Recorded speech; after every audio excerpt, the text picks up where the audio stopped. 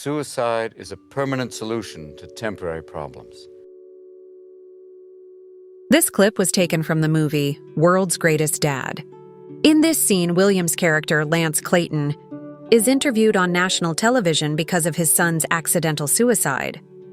We all know by now that Robin Williams died by hanging himself using his own belt. Incidentally, his son in this film, Kyle, played by Daryl Sabara, died by choking using his own belt too.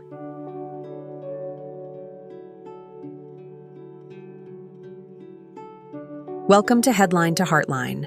A doorway can look simple from the hall, yet open into a room full of truth. This past August marked 11 years since Robin Williams died. And today we will look closely at the facts, the new information and why it matters, right up through his daughter's 2025 statement about artificial intelligence. Robin Williams died by suicide at his home in Tiburon, California. He was found the next morning and pronounced dead just after noon. The coroner identified the cause as asphyxia due to hanging. Many people still wonder whether his past problems with alcohol and drugs explain what happened, but the official toxicology did not find alcohol or illicit drugs, only prescribed medications. Among them were levodopa, used for Parkinson's symptoms, and mirtazapine, an antidepressant. What changed the story came after his death.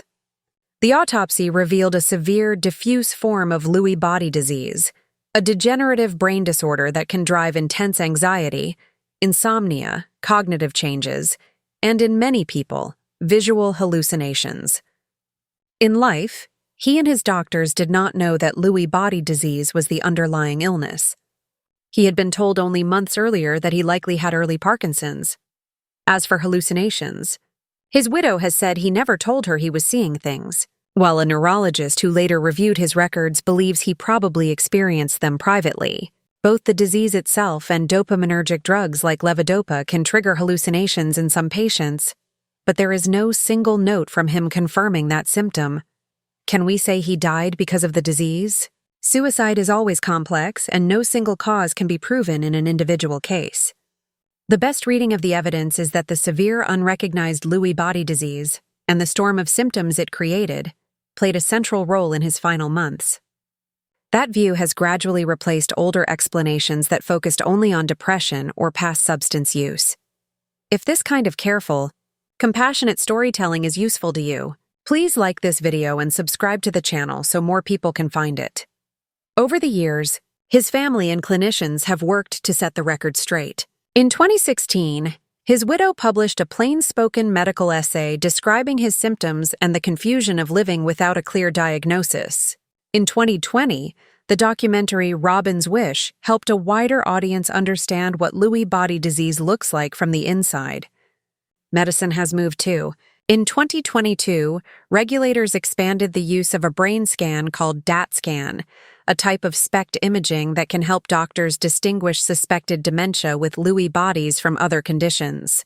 Research in 2024 and 2025 strengthened lab tools as well, including spinal fluid tests that detect misfolded alpha-synuclein and even a simple skin biopsy that can pick up the same disease protein in living patients. These advances do not cure the illness, but they help families get answers sooner and avoid medications that can make symptoms worse. And then there is the culture around his legacy.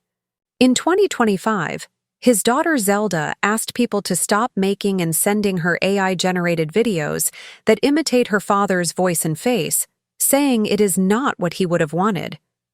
Her appeal reopened a conversation about consent, grief, and the digital afterlife, especially since Robin Williams himself placed a 25-year restriction on commercial use of his image, which runs until 2039.